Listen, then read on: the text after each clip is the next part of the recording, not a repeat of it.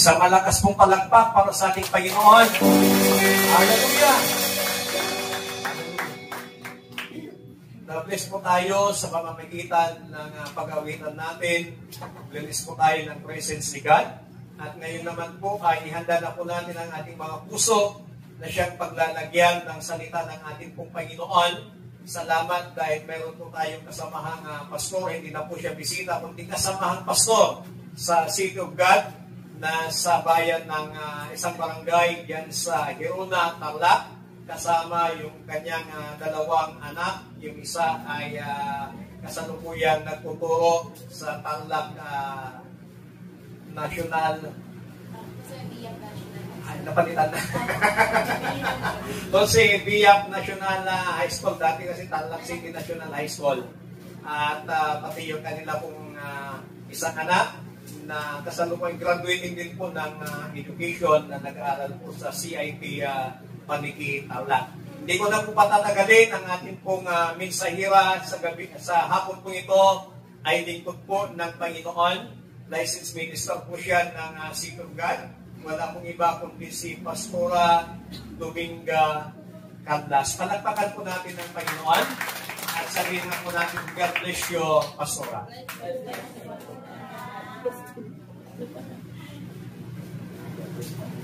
Maraming salamat po, Bishop. Yan. So, sabi nga po ni Bishop, hindi na po ako bago, luma na po ako. Ayan. Totoo lang, di ba? So, napakabuti po ng Panginoon at niloob po niya na ako po ay makatayo muli dito. Actually, first time po kong tumayo dito nung parang nag-MC ba yun? Ladies Fellowship. Ayan, Ladies Fellowship po yan. Yan. So, hindi ko po, katakalain na makakatayo po ako muli at ngayon po ay mensahera. Mensahera po kasi babae po ako. Ayan. So, clarification lang po yun. Anyway, hindi ba napakasarap na pasalamatan natin ang Panginoon na from the midnight of December 2024, tama? Yung 31 midnight ng December 24 until now, buhay pa po tayo. Amen. Diba? Amen. At maraming mga nangyari. Maraming mga naganap.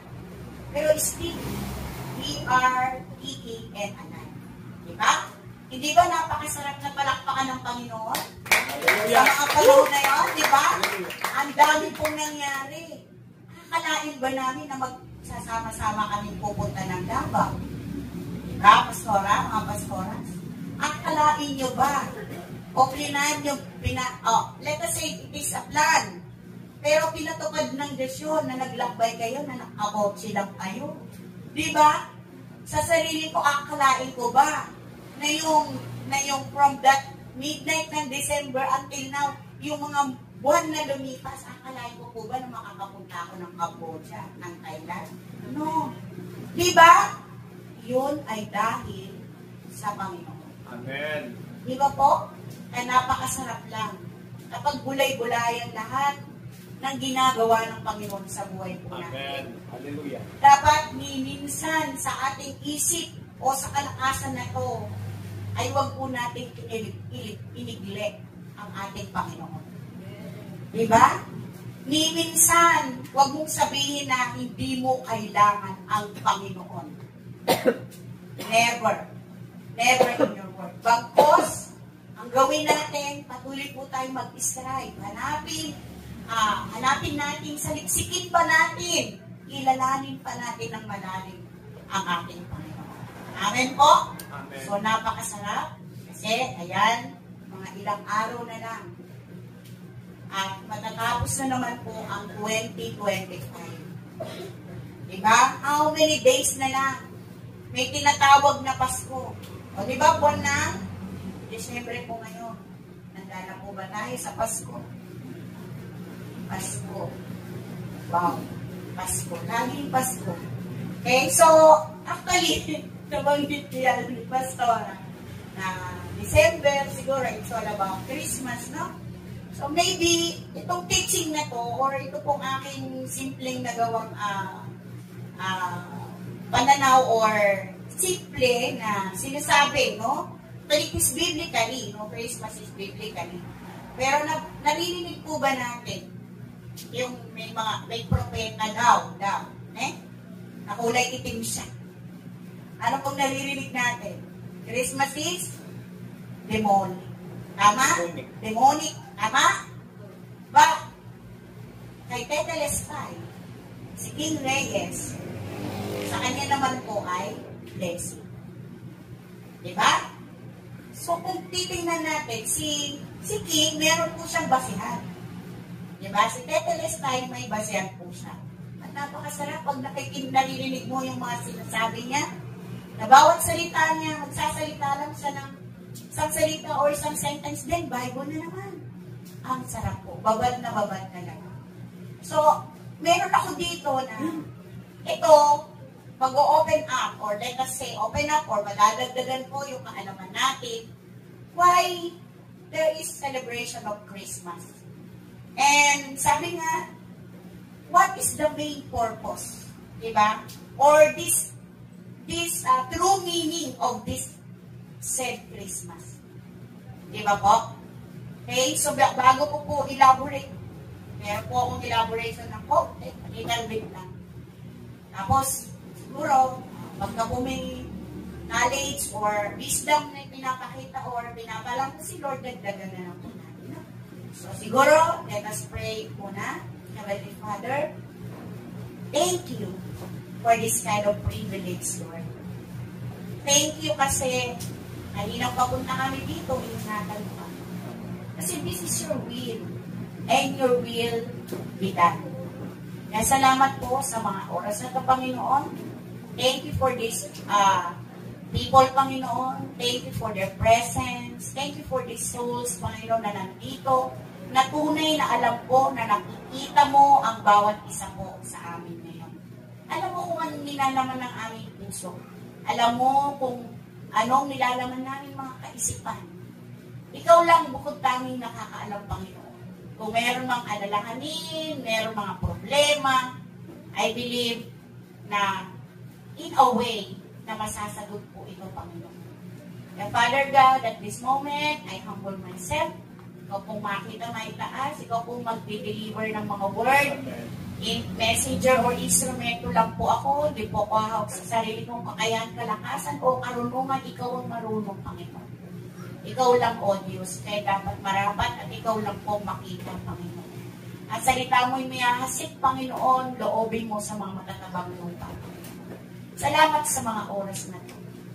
Lord, thank you. In Jesus' name we pray. Amen. Amen. O, palakpakan muna natin si Lord. Ayan. Okay, so binasa po kanina yung teksto, no? Pero actually, bago ko talaga babanggitin yun, meron lang po akong introduction. Yan. So, topic, main purpose or true meaning of Christmas to the Christians. Kay Christians po ang usapan natin, ha? And then, may subtopic po ako, celebrating the birth of Jesus. Okay. Sabi, kumbaga, ito po, no, magkaroon muna po tayo ng scenario. Bakit may Merry Christmas celebrations? Diba? Okay, later, yung mga secular, malalaman po natin. Saan ba ito nagmula? Paano ba nagkaroon nito? Ano ba ito? Ano ba ang tinutukoy nito? Tao ba ito? O, meron ba tayo ng tao doon? Minuhulaan, lugar ba ito? Diba? Ano ba tao doon? Pinoyhenyo. Sabi niya, tao ba ito? Lugar? O pangyayari? Well, if we are talking about Christmas, may iba't ibang pananaw, paniniwala, at basihan. Okay? But we Christians, dapat alam po natin kung ano, sino, at saan nagmula o ano ang pinagmulan nito. Klaro po ba? Klaro. Okay. Ang Christmas pala ay nakasaad sa Biblia. Kung ano ang paliwanag nito. So, po tayo. The Bible verse that confirms Jesus as the reason for this season is Luke 2:11. So, Jesus is the main reason. Diba? Sa yung there is a purpose. Bakit siya ipinanganak? Diba? There is a purpose. Okay? Sabi po niya, at ito po ang ating teksto nga. Diba? Which declares, for unto you is born this day in the city of David a Savior who is Christ the Lord. Amen po. So, yun yung pinaka-main purpose. Ipinanganak. Sa mga Katoliko, yung baby Jesus. Kaya bida na naman siya yan. Tama. Okay, hearsay. Diba? Okay. So, what? Christmas is a time to commemorate the birth of Jesus, God's Son, our Lord and Savior. Commemorate. Verb.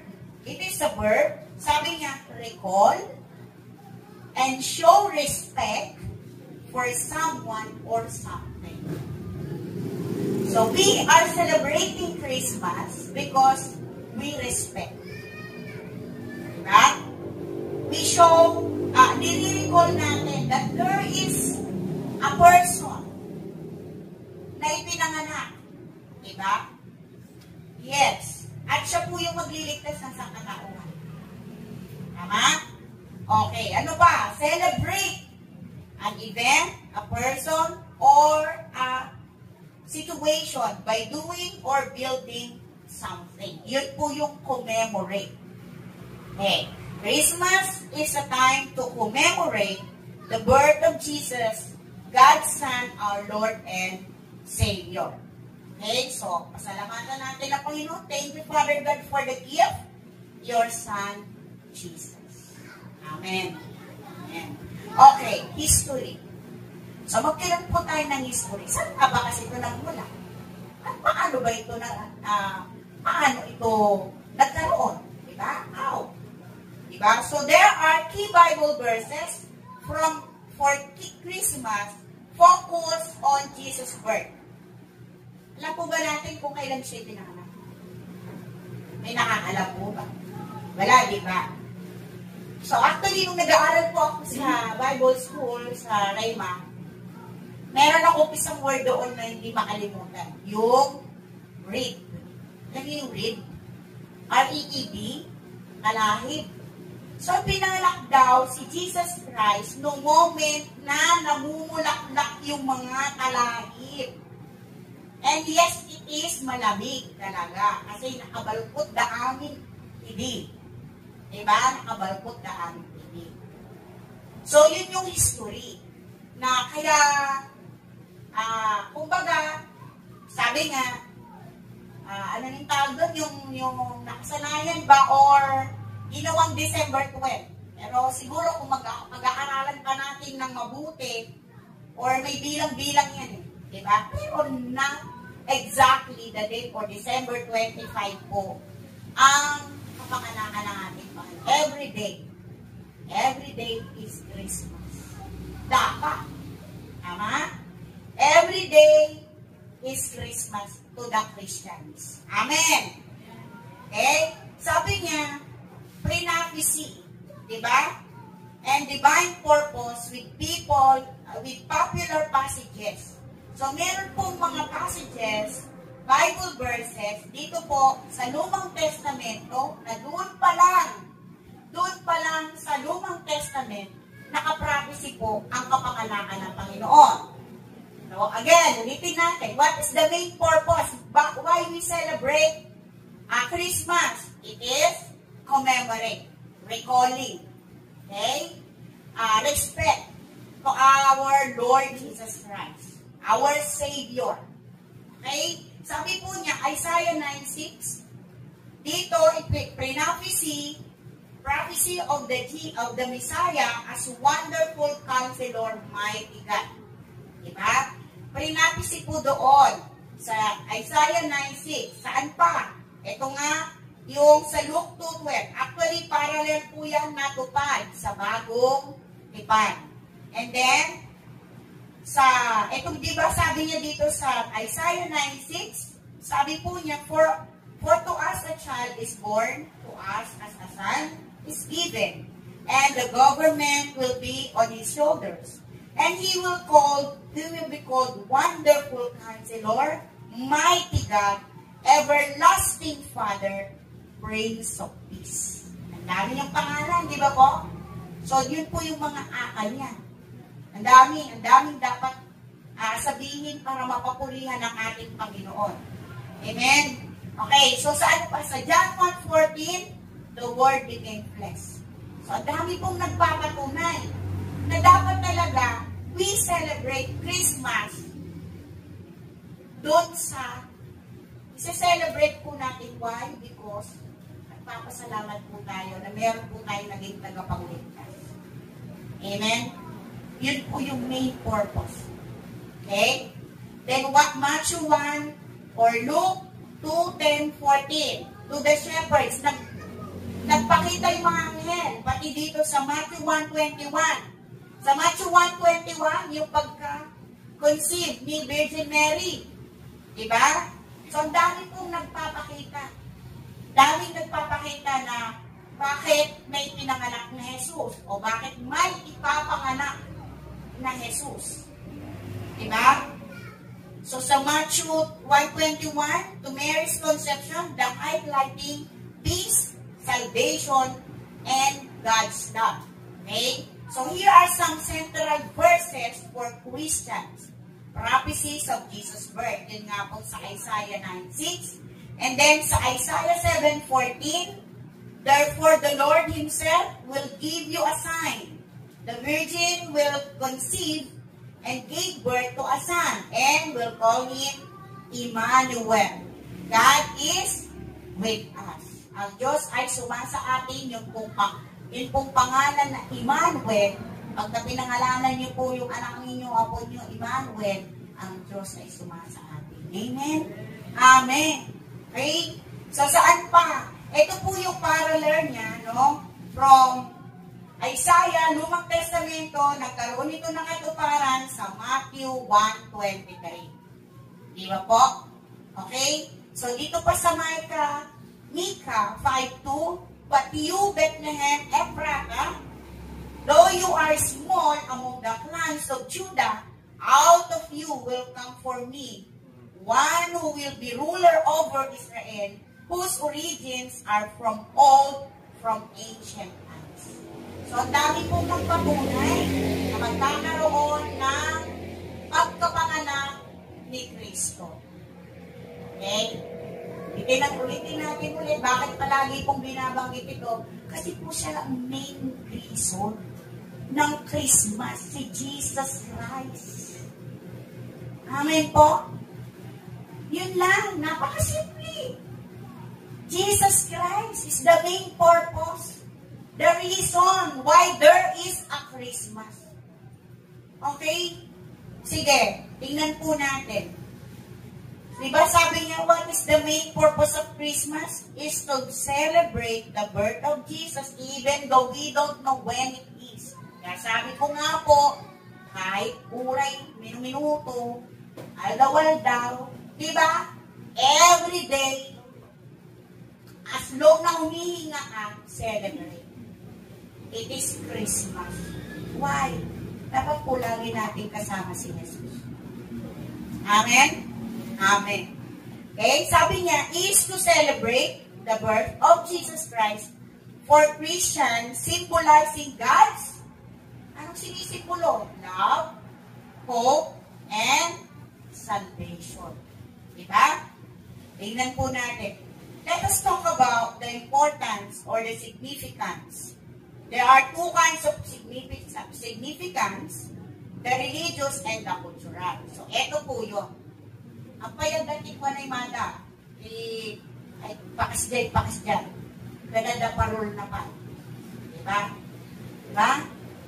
Tapos, uray, mutang dainang ko ko, agluto da. Agadupay puta si Jay sa sangwanan, tila bisa. Diba? Dapat gano'n, dabilog-bilog. Lakay mo. O, diba? Ito ba yung konsepto nun?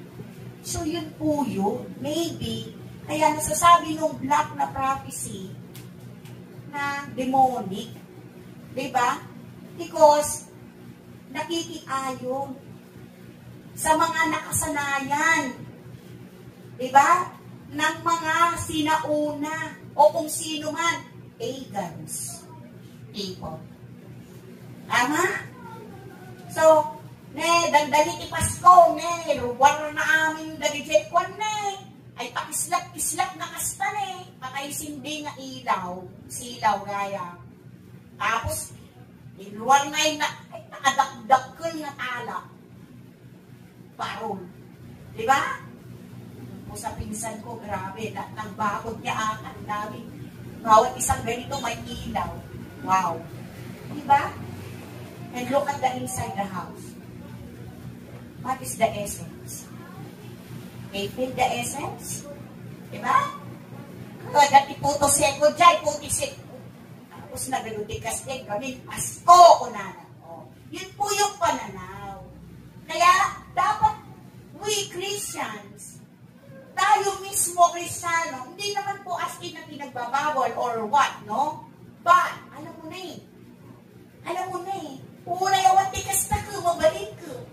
Painag daw Pasko, o inag daw Pasko kami, nagpapasa naman po tayo, yun yung ako gusto. Kaya kung hindi sa kanya, nabayubay sa krus ng Kalbaryo, meron po bang kapatawaran kasalanan natin? Awan. Kasayo tayo. Paano po tayo? Di magiging talamang tayo sa paggawa ng ganito, gano'n. Hindi po tayo aware. Hindi tama ito. Hindi ko gagawin ito. Presence of mind. Diba? Ito yung conscience. Hindi mo dapat gawin ito. Yun ang dapat natin ipagpasalamat pag Pasko na merong ipinanganak na Jesus.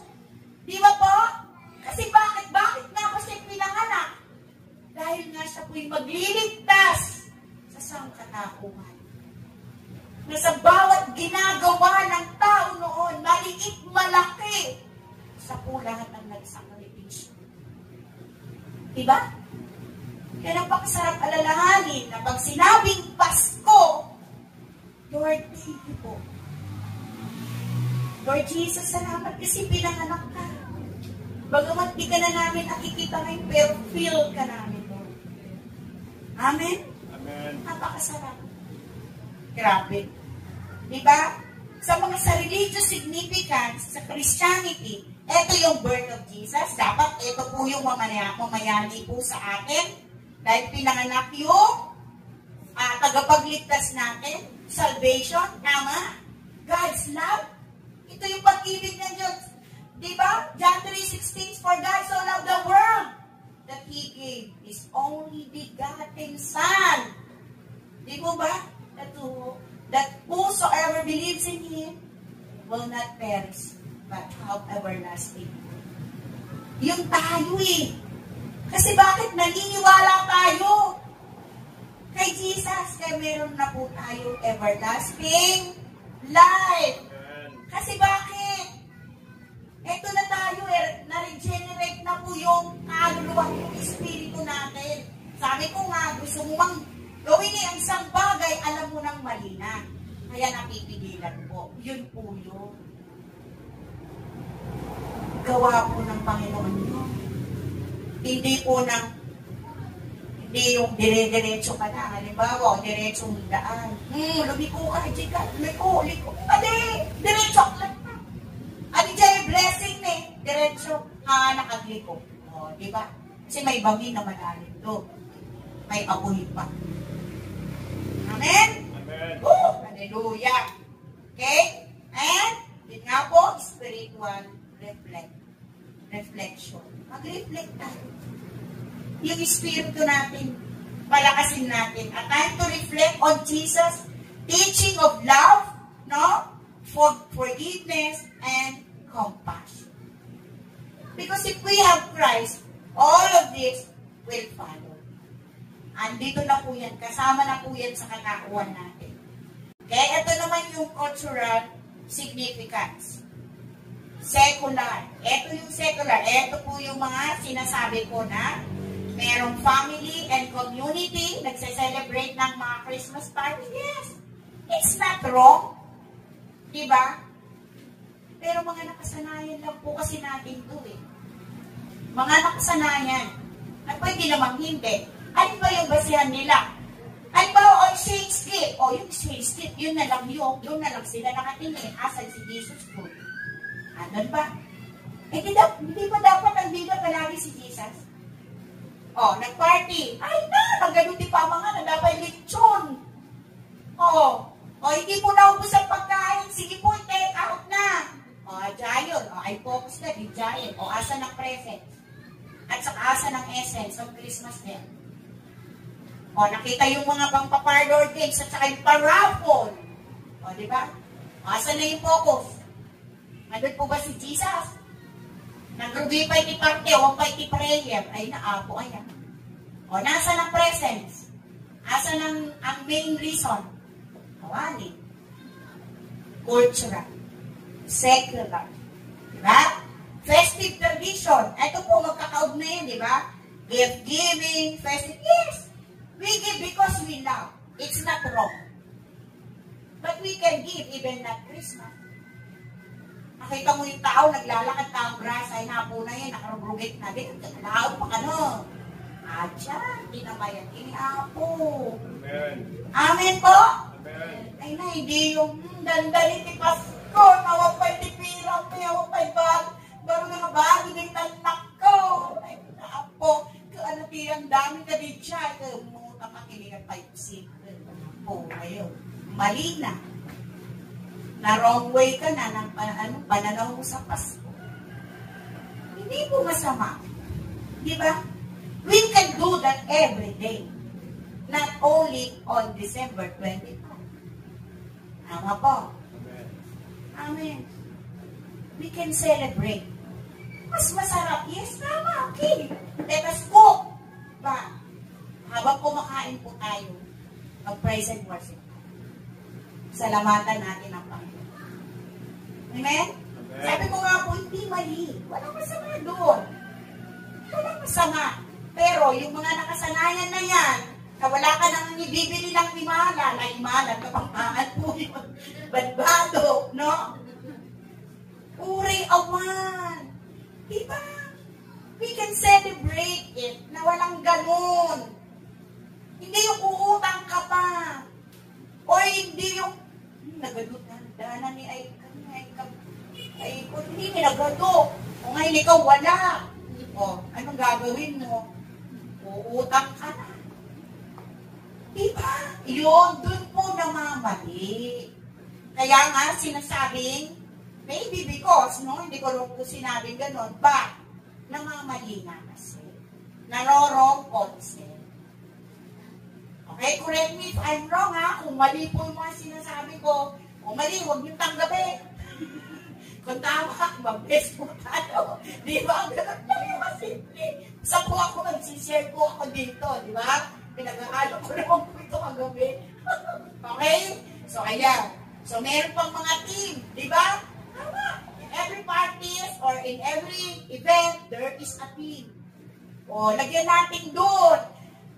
Pagka naglagay po tayo po sa Happy Birthday, Jesus, thank you very much for our lives. Kamo. We give glory to you, Lord. O, ganun ang ilagay mo sa cardboard. Yun ang team mo pag nagpa-party ka. Amen. Hindi yung Merry Christmas. Christmas party. Di ba? O, tapos, kuduan niya pa yung nakasulat in chart. O, exchange gift worth 500 pesos. So, di ba? O, pagkakulang pa, 300 lang ka. Bungat pa! O, kayo. Di ba? Anyway, actually, hindi naman po ako magaya po ako niya sa Friday, yung mga bata ko. Year-end party na po namin. Sinasabi ko po kasing year-end party kasi laok-laok dahil na estudyante. Hindi po ibig ko sabihin. Ada Jehovah. Ada Saksi. Ano? Yun na rin pala mo. Ada IHC. Sabas-sabahin. Kaya para walang away, diba? Para magkasundo-sundo kami lahat. year-end party. Ganun. So, yes, sabi ng mga nanay, Madam, mag-exchange gift lang po din, anak. Tabalo kita, kapangpangan po, naintindihan po ninyo. Sige, tabalo po, opo, madam, bang masaya. Sabi ng mga nanay, di po ako nagdidesisyon. Hinayaan ko sila. Okay, sige, pero please, parang awa nyo na. Huwag po kayong bibili ng 199.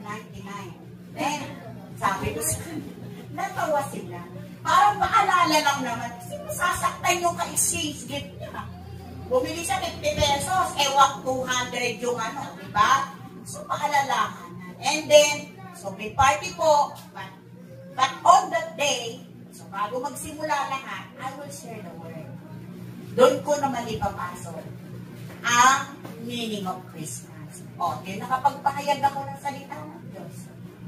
Yun po, nagiging yung secular, nagiging spiritual siya. Amen. Amen? Yes. Ipapakita naman ni Lord sa atin eh. Okay? So, wag po natin masamayin yung mga baka naman po pag-uwi, gamisin nyo na po yung isa't isa. Okay na. Ayan po lang. Gusto mo maging magandang bahay mo, di ba? Basta yung maging essence, no? Yung maging main purpose. Yun lang yun, wag lang pong mawala. Ang ibig sabihin lang po kasi noon, wag lang po kasi tayo mag-focus doon. Okay? Wag po tayo mag-focus doon sa mga bagay na ma-stress ka pa nakautang ka din mga ribo, tapos inag mo lang amin. Awanin! Diba? Siguro nakakarinig. Anyway, so, actually, ang nandun lang naman yung ko eh. Simple lang, sabi ko nga sa'yo, so lang sa conclusion na ako. Diba? Ako sa inyo, tumawa pa tayo, naging masaya pa tayo, at nalaman pa natin yung main reason, the main purpose, bakit po tayo dapat, or bakit natin sineselebrate ang Pasko. Okay? So, conclusion. Sabi po niya, dito sa ginawa ko pong conclusion, do we really need to celebrate Christmas? So, may tanong po ako siya. Sabi, may mga nagsasabi na propeta daw. Ito po yung sinasabi ko that Christmas is a demonic, no? But according to King Reyes, or sa popular name niya, Teteresta, yes, sabi niya, dapat i-celebrate at natin ang Pasko at pasalamatan. Yun yung word. Pasalamatan or maging grateful tayo kasi isinilang ang Savior natin. Siguro, or much better, i-celebrate po natin ang Christmas na ang focus natin ay yung kung ano talaga ang main purpose or true meaning nito. So, iiwanan ko po ang acronyms na to. Nalala kasi sa akala ko, sabi kasi, anak, ilagay ko sa sa tablet. Sabi niya, meron bang doon, mama, may kukulit pa natin, mama. Kasi wala po kami idea, may ganito na pala, para sana nakikita. Hindi po namin. So, anyway, malay natin sa mga susunod na araw. Okay? So, may ginawa lang po dito na CHRISMSTANAS, no? Kung nagkukuhan po tayo. Okay. Sabi niya, Christmas, no? C stands for Christ. Okay? The Savior born at Christmas. Okay? Letter H. Ang letter H, nagre-represent na dako. Okay? Bakit ipinanganak? Binigyan niya po tayo ng pag-asa. Dahil tala makakasalanan, ultimo tayo makasalanan, binigyan tayo pag-asa. Sino yung pag-asa niya? Si Jesus Christ. Okay? R signifies the ransom.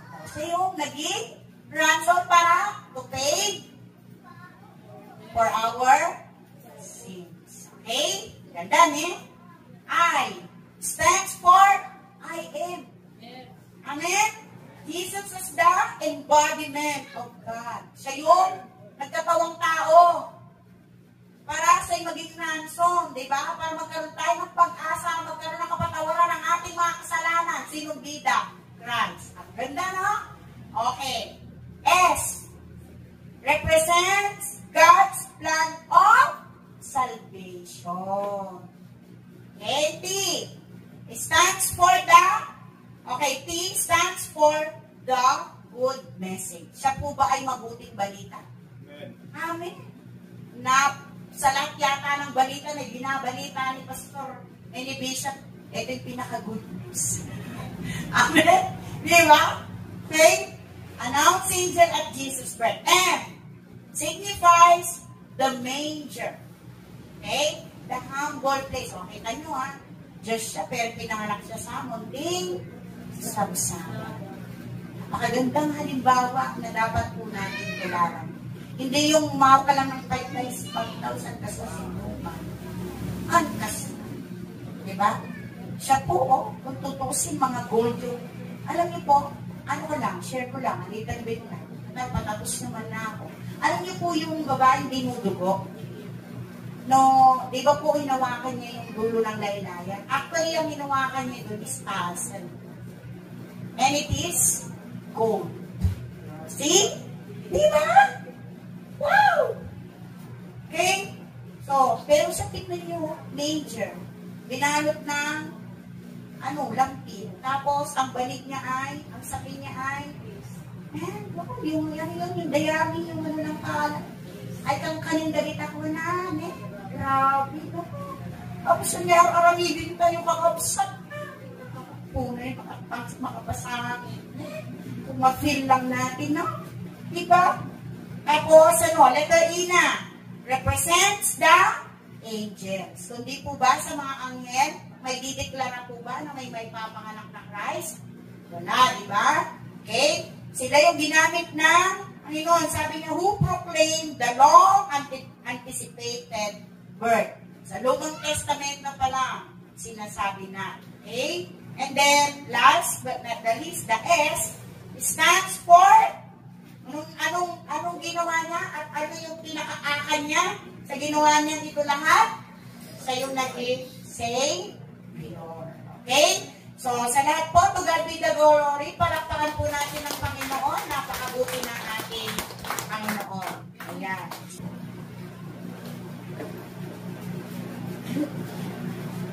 Po, napakaganda po yung message ng Panginoon na na-share po sa atin.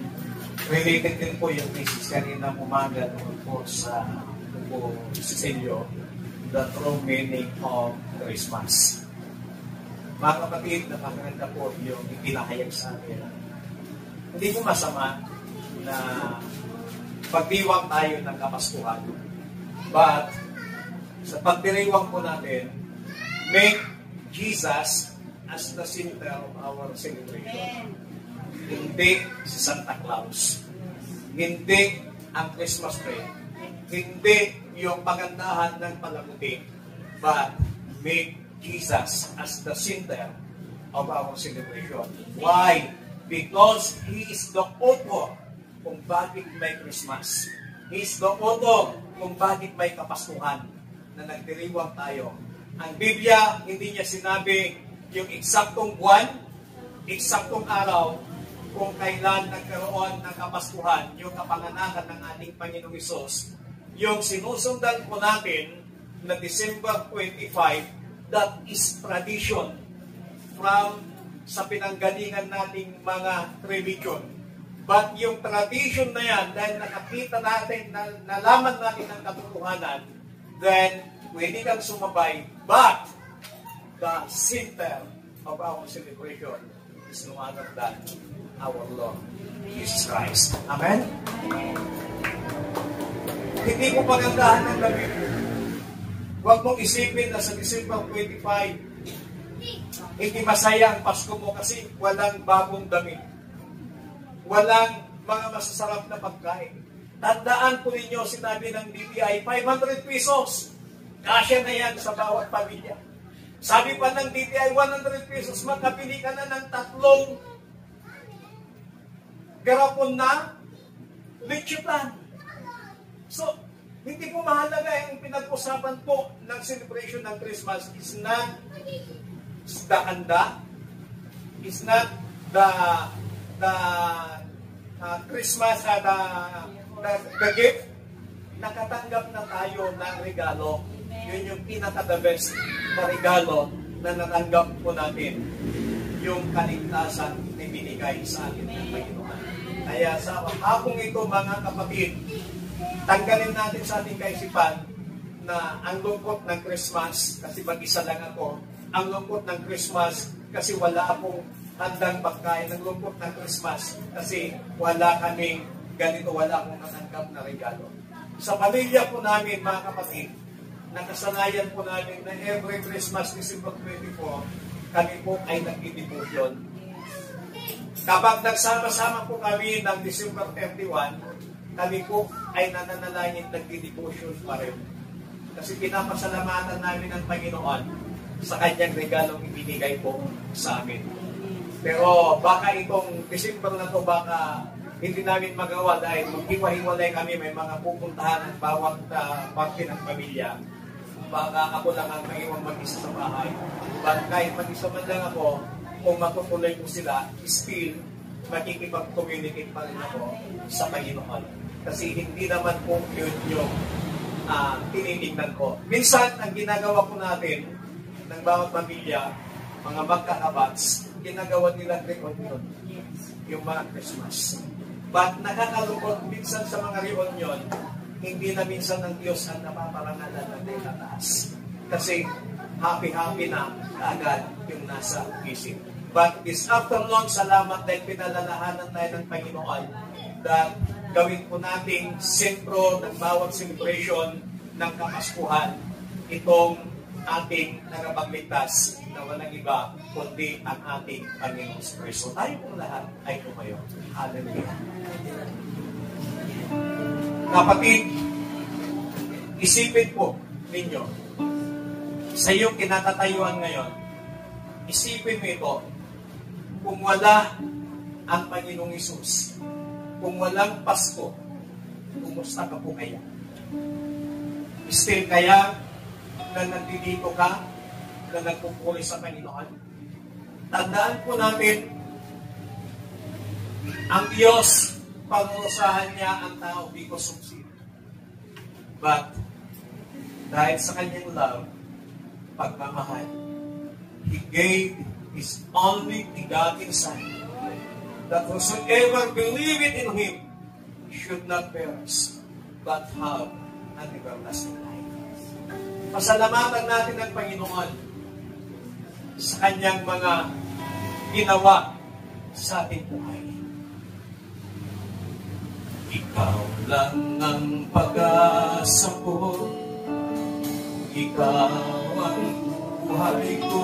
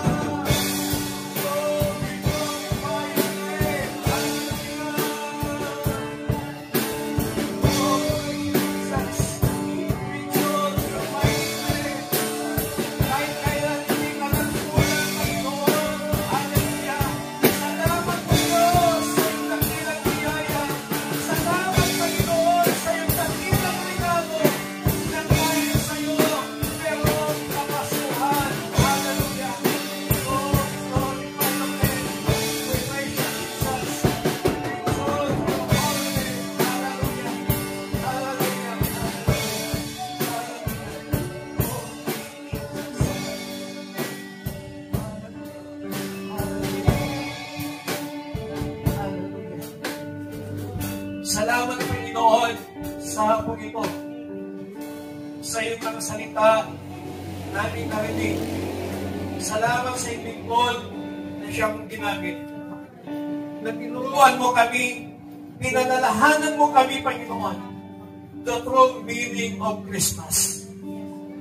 Panginoong Isus, sa pamamagitan ng iyong banal na Espiritu, hiniling namin sa inyo, tanggalin mo sa aming mga kaisipan yung nakakisnan naming pagdiriwang ng kapasuhan. Ba't matutunan namin, Panginoon, na magpasalamat sa iyo at ang sentro ng aming selebrasyon ng kapaskuhan, walang iba kundi ang aming Panginoong Isus na siyang author, na siyang dahilan bakit mayroong Christmas sa buong mundo.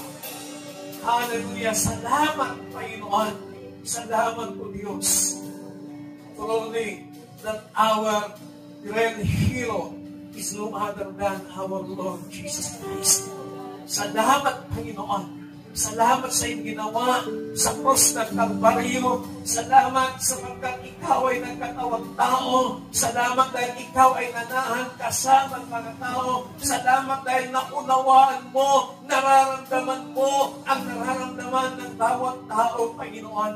Dahil ikaw mismo, naming tagapagligtas, ay nanahan na nagkatawang tao kasama ang mga taong iyong kilala. Salamat ng marami. At hayaan po ninyo, Panginoon, na sa bawat selebrasyon ng aming mga buhay, sa bawat okasyon ng mga selebrasyon na gagawin po namin, especially itong tinatawag nilang Christmas, walang ibang sentro ng selebrasyon maliban ang aming Panginoong Jesucristo. Salamat ng marami, O Diyos. Salamat ng marami sa iyong lahat ng kapurihan, pasasalamat sa tanging pangalan ng aming Panginoong Hesus. Ang lahat ay magsabi ng Amen! Hallelujah! Pagkakatakan natin ng malakas ng Panginoon. Hallelujah!